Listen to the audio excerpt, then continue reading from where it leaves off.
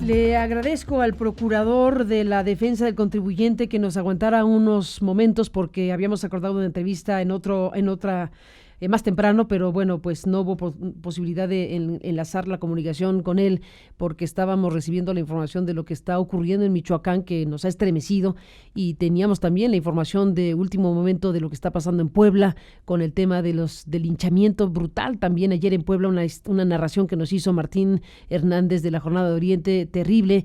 Y lo de Michoacán, bueno, acabamos de hablar con el secretario de Seguridad Pública que nos ha confirmado, bueno, ha actualizado la información. Son en total 19 cuerpos, eran 16 originalmente, pero hubo un hallazgo de 3 más otro asesinato que no está relacionado con los otros 19, pero que también fue encontrado el cuerpo esta madrugada en Michoacán. Así que estamos hablando de una jornada sangrienta, terrible, siniestra, espeluznante, por decirlo claramente, por los mensajes que dejaron, por la manera en que dejaron los cuerpos, por la sacudida que vuelve a traer Michoacán con este conjunto de eventos trágicos de las últimas horas y el retrato claro de estas disputas intestinas de criminales que se quitan la vida de esta manera. Y los mensajes que quedan ahí, nos confirmó el secretario que efectivamente los mensajes los firma el Cártel Jalisco Nueva Generación, que está disputándose con los Viagra estas plazas, esta zona del país para realizar sus actividades delincuenciales.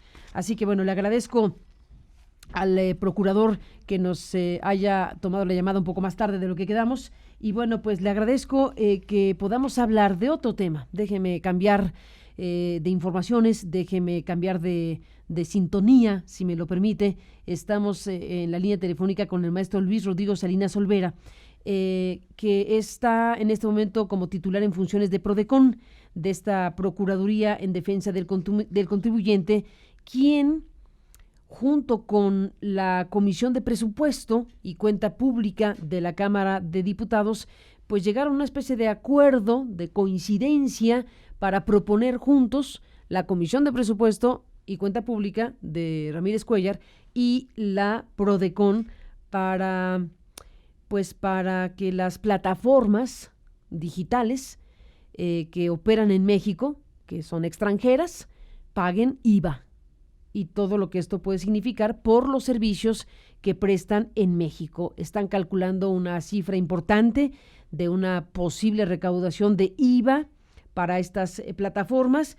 Y bueno, yo prefiero que nos cuente él para que nos dé los detalles de dónde sacan la idea, de cuál es el planteamiento y de cómo es que están planteando juntos la Comisión de Presupuesto de la Cámara de Diputados y esta Procuraduría de Defensa del Contribuyente, dije el consumidor, del contribuyente, la PRODECON. Gracias, maestro Luis Rodrigo Salinas, por tomarme la llamada esta mañana. Buenos días y bienvenido. Buenos días, Carmen, y buenos días a tu auditorio. Muchas gracias. Pues estamos frente a esto. ¿De dónde sale la idea? Bueno, la idea de que ya se recaude el IVA por parte de las plataformas que prestan sus servicios en México y en otros países viene precisamente de la OCDE. Como bien sabes, ahorita el tema de la economía digital es un tema muy debatido a nivel internacional. Pero el tema debatido a nivel internacional realmente se enfoca en el impuesto sobre la renta y en la creación de impuestos digitales específicos. La propuesta que nosotros estamos trabajando con la Comisión de Presupuesto no implica ni la creación de ningún impuesto nuevo, ni que se eleven tasas de ningún impuesto existente. La propia OCDE, la Organización para la Cooperación y el Desarrollo Económicos, en 2017 publicaron unas guías en materia de IVA que precisamente recomiendan a los países establecer las medidas necesarias para que las plataformas paguen el impuesto en el país donde residen sus consumidores. ¿Qué es lo que pasa, Carmen? Que todo este tema de la economía digital ha rebasado la legislación tributaria. Tenemos una ley de 1978, cuyos mecanismos de recaudación, no obstante todas las importaciones de contenido digital y la importación de servicios ya causaban el IVA, el mecanismo de recaudación de este impuesto estaba completamente rebasado por la economía digital. ¿Y por qué?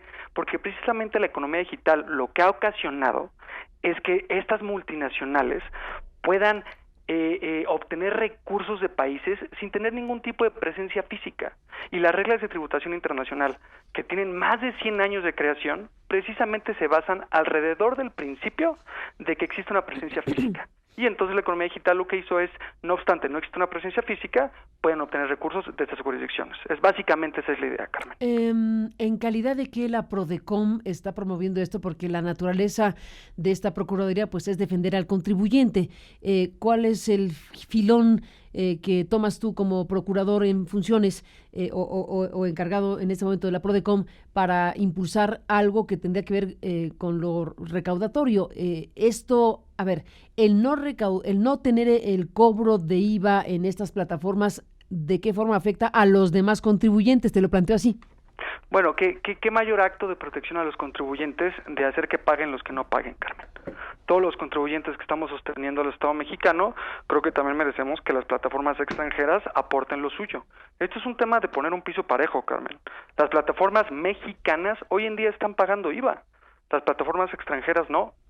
Y la Procuraduría de Defensa del Contribuyente, además de efectivamente defender al contribuyente, es un órgano especializado en materia fiscal que cuenta con toda la capacidad de realizar reformas y proponer reformas, pero con mucha atención precisamente a los derechos de los contribuyentes.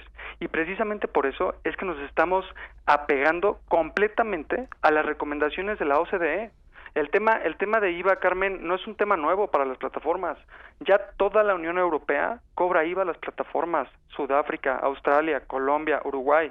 Es decir, México está atrasado en el tema del IVA sobre las plataformas. Por eso simplemente lo que estamos proponiendo es una actualización para poner un piso parejo para que tanto las plataformas extranjeras como las mexicanas que ya lo hacen paguen el impuesto, Carmen. ¿Te alegarán algunas probablemente los convenios de doble tributación? Mira, los convenios de doble tributación somos muy respetuosos de ellos. Los convenios de doble tributación se refieren a un tema de impuestos sobre la renta. Okay. Los convenios de doble tributación no cubren en materia. Exactamente. Y estamos siendo muy respetuosos de los convenios de doble tributación celebrados por México, que tiene aproximadamente 60 convenios en vigor. Y precisamente por eso no estamos metiéndonos con el impuesto sobre la renta, Carmen, para ser muy respetuosos de los convenios, de las recomendaciones de la OCDE y sobre todo lo que estamos proponiendo de ninguna manera contradice lo que ha mencionado el presidente en el sentido de la creación de nuevos impuestos ni elevación de tasas. Es decir, es una simple actualización del sistema de recaudación de IVA para las plataformas extranjeras que prestan sus servicios en territorio nacional. Maestro Salinas Olvera, te entiendo o creo entenderte cuando dices plataformas, pero para no dudar del asunto, ¿a qué te refieres cuando dices plataformas extranjeras específicamente? Claro, pues todas las plataformas que cuando llegamos a nuestra casa y vemos una película o descargamos una serie o escuchamos música a través de alguna plataforma o pedimos algún coche a través de alguna plataforma, todo este tipo de plataformas, también aquellas que por ejemplo venden productos y ponen un catálogo a disposición de los consumidores, este tipo de plataformas son las que me refiero, Carmen. Es decir, pongamos de nombre y apellido, Netflix, Uber, Amazon. Así es, Carmen. Y las primas hermanas que parezcan. Y es importante mencionar que tampoco va a ser nuevo para ellas el tema del pago del IVA, porque como mencioné... Lo hacen en otros lugares, aquí países. No. Así es, exactamente. Y no pagan porque no se los cobramos. Exactamente. Obvio. Bueno, sí. Hoy en día, Carmen, como está la legislación, ya se causa el IVA por la importación de este contenido digital, pero el tema de los mecanismos de recaudación fueron diseñados en 1978.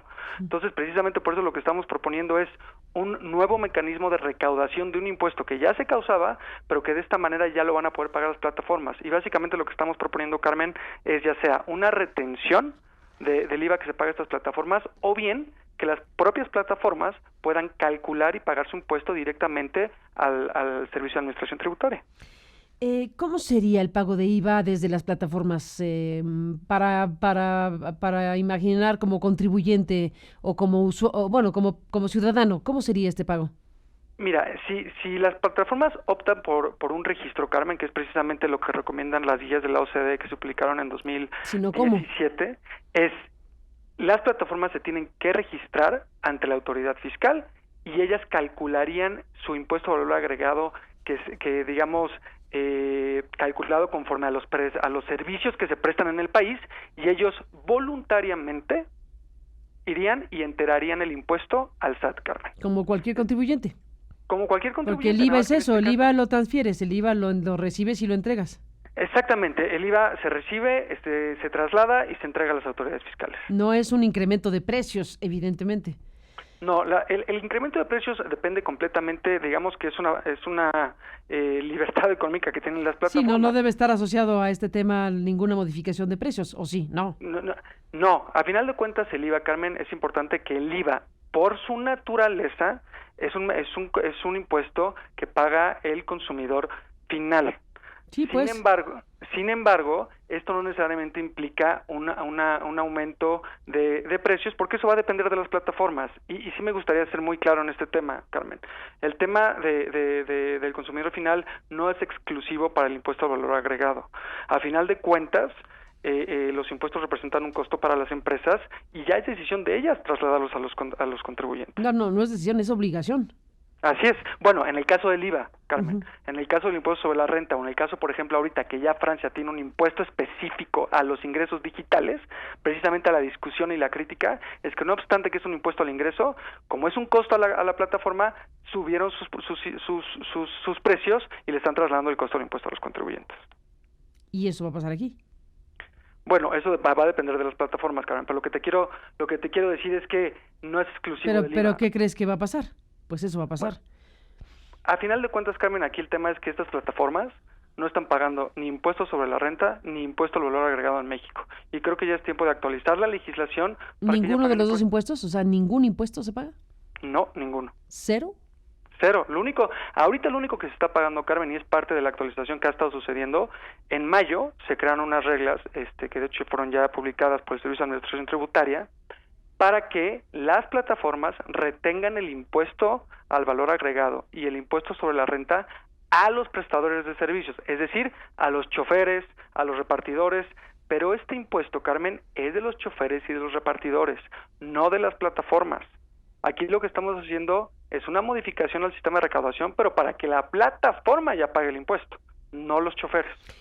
Bueno, a ver, ese es un temazazo. No los choferes o además de los choferes, porque la plataforma dirá, es que mi negocio con el Uber, por ejemplo, es un negocio con choferes independientes que por usar mi aplicación me pagan una comisión, pero los que son responsables de lo que ingresan y de lo que deben pagar de impuestos son ellos, no yo. Sí, exactamente. Mira, no tenemos que ver, Carmen, a la economía digital como una moneda con los dos lados que tiene la moneda. Un lado de la moneda es precisamente los impuestos que se generan por la prestación de servicios que las personas hacen a las plataformas. Ese es un impuesto precisamente, como lo mencionas, de los choferes, de los repartidores, no de la plataforma. Aquí el tema es, en ese caso que se hizo con el Servicio de Administración Tributaria, fue un acuerdo para que las plataformas coadyuvaran en el pago de los impuestos de los choferes y de los repartidores. Ese es un lado de la moneda. Y el otro lado de la moneda de la economía digital es, también ahora tenemos que regular que si bien las plataformas están ayudando a que los choferes y los repartidores y todos los prestadores de servicios paguen impuestos, pues ahora también falta el otro lado de la moneda, es que ellas paguen sus impuestos. En relación a, por hablar del dinero específico, pagar sus impuestos en relación a la comisión que se quedan o al dinero que reciben que les pagan, en este caso hablando de Uber, los choferes o los dueños de los vehículos. Exactamente. Sobre ese tramo de la historia, es decir, el usuario de Uber paga 100 y una parte de esos 100 se lo queda el chofer o el dueño del vehículo y otra parte se la queda Uber de esa comisión que le cobra a los que usan la aplicación. ¿Sobre esa cantidad no se pagaba nada, no se paga nada? No, hoy en día Uber no paga nada. Precisamente eso y es de esa comisión de la que estamos hablando, que puede ser hasta el 25%. Es de esa comisión, Carmen, pero aquí sí quiero ser muy cuidadoso. Desde luego que aquí la propuesta que estamos haciendo no pretende en afectar o dañar gravemente a las plataformas. Simplemente es que paguen lo justo, y precisamente estamos siendo muy cuidadosos por cómo diseñar el impuesto. Aquí el impuesto únicamente va a la prestación del servicio de la plataforma a los usuarios. ¿Cuál es la prestación en sí, Carmen? La prestación en sí, el servicio, es que nos están dando un intercambio de información entre el usuario, la plataforma, y que te están poniendo en contacto con el chofer para que pase por ti. Sí. Esa es la prestación del servicio, y sobre eso si las plataformas calculan su impuesto, debería cobrarse el IVA. La comisión que tú mencionas, Carmen, que digamos, imagínate que es el 25% que mencionas. Por decir una cifra. Sí, de acuerdo. O el 10, o lo que sea. Eso es un ingreso, Carmen, y precisamente eso es un ingreso, pero eso está regulado por el impuesto sobre la renta. Uh-huh. Y ese tema precisamente es el que ahorita está en el debate internacional por la OCDE, y es precisamente lo que ha dicho la OCDE. Espérenme, tenemos que modificar las reglas de tributación internacional antes de que cada uno de los países del mundo empiece a aplicar medidas unilaterales, porque es lo que puede pasar. Si cada país implementa una medida unilateral diferente, pues empieza a haber doble tributación y se empieza a dañar el comercio internacional. Y no lo queremos, nadie quiere eso, al contrario, queremos eficientar el comercio internacional, pero estableciendo mecanismos que logren que las plataformas paguen realmente lo que deben de pagar. ¿Quién decide esto, el Congreso? Bueno, primero, ahorita, como es un tema internacional, la OCDE para 2020 es quien va a dar una solución. Bueno, recomienda a los estados algo. Exactamente. Pero, Recomienda a los estados ¿para cuándo algo. dijiste? 2020. Sí, 2020. Uh-huh. O sea, que hay que esperar a la recomendación de este tema. Y muchos países del no tema están del esperando. IVA, ¿ese sí lo resuelves en México? Sí, desde luego. Ese es un tema doméstico que incluso la OCDE ya recomendó desde el 2017 los mecanismos para que las plataformas, todos los servicios de intangibles y contenido digital paguen IVA en México. Uh-huh. Bueno, paguen IVA en los países. Y México, desde luego, lo que estamos haciendo es precisamente seguir esa recomendación y es enteramente decisión doméstica el tema del IVA. También en la de renta, nada más que en el tema de renta, estamos siendo muy respetuosos de no ir en contra de la comunidad internacional. Sí, que está discutiendo mundialmente el tema, hay que estar hay que participar del debate y la discusión y ver cuál es la mejor política para este tema. Que es importante, exactamente, y es muy importante decir que ya hay países que se han adelantado, como Francia, que ya creó un impuesto específicamente a los servicios digitales. Con la pena dijo, yo ya me adelanto y yo hago esto. Y el Reino Unido está en lo mismo, y entonces nosotros estamos siendo respetuosos de eso y por eso no estamos esperando no establecer nada en el impuesto sobre la renta. O bueno, veremos qué hace el Congreso, eso no depende de ti. Desde luego. Esto es enteramente limitado a lo que celebramos el convenio con la Comisión de Presupuesto. Para promover la idea, ¿no? Exacto. El alcance de un convenio como este, pues es un convenio singular porque es la Comisión de Presupuesto y Cuenta Pública de la Cámara de Diputados, que es un ente de la Cámara de Diputados que por sí solo no puede definir tampoco el asunto, y esta Procuraduría. Y bueno, pues tomaron los dos asuntos, el tema de las plataformas, y déjame cerrar, maestro Salinas Olvera, con el otro asunto también muy importante. Están proponiendo también medidas, específicas cuáles, para el tema de los comprobantes fiscales o de las facturas que registran operaciones inexistentes, que parece que es deporte nacional, un tema de estos, ¿no? Así es un deporte que aqueja a todo el país, y desde el año pasado, Carmen, la Procuraduría de Defensa del Contribuyente presentó una propuesta para combatir a la facturación falsa en agosto de 2018. Como un protector de los derechos de los contribuyentes que somos, la pusimos a consulta pública, la cual fue muy bueno porque recibimos muchos comentarios y muchas críticas constructivas de todas las cámaras, de los contribuyentes y de los colegios de abogados y de contadores. Entonces, considerando todos estos comentarios, presentamos esta nueva propuesta que también es en materia de IVA, pero que se excluye a muchos servicios masivos como la telefonía, el internet, restaurantes, hospedaje, para no dañar, digamos, a contribuyentes, que es difícil que el sector de la facturación falsa esté ahí, pero la propuesta básica es 10% de retención en IVA en la prestación de servicios. ¿Simplemente para qué? Para pegarle al sistema de facturación falsa que existe en el país, Carmen. Pues ahí está este otro tema. Veo que están planteando la retención del 10% de IVA para combatir la facturación falsa. Correcto, eso es. ¿Y eso cómo actuaría? Bueno, cuando una persona te preste servicios, ¿sí? o cuando una persona preste servicios a otra, en el momento del pago le va a retener el 10%, Carmen. Y ahí estás. Entonces afecta financieramente la operación. En caso de ser una compraventa o una factura falsa, de inmediato se afecta financieramente a la operación de la facturera. Exactamente. Bueno, pues estamos entonces con la propuesta que hacen de actualizar esta ley del IVA para recaudar el impuesto por los servicios que prestan las plataformas digitales extranjeras que están operando en México. Está lo que menciona sobre esta propuesta de retener el 10% de IVA para combatir la facturación falsa, y como también dice tu comunicado, se trabaja en una norma antielusiva para desalentar planeaciones fiscales agresivas. ¿Ahí qué están pensando? Mira, Carmela, el tema de la elusión fiscal es básicamente utilizar contratos, actos y negocios que no tiene ningún tipo de sustancia económica ni financiera y cuyo único fin es la reducción o eliminación del pago de impuesto. Uh-huh. Nosotros en México no tenemos una cláusula antielusión, pero muchos países ya la tienen. Incluso un convenio multilateral que acabamos de firmar con la OCDE ya incluye una cláusula antielusión y México ya firmó ese convenio.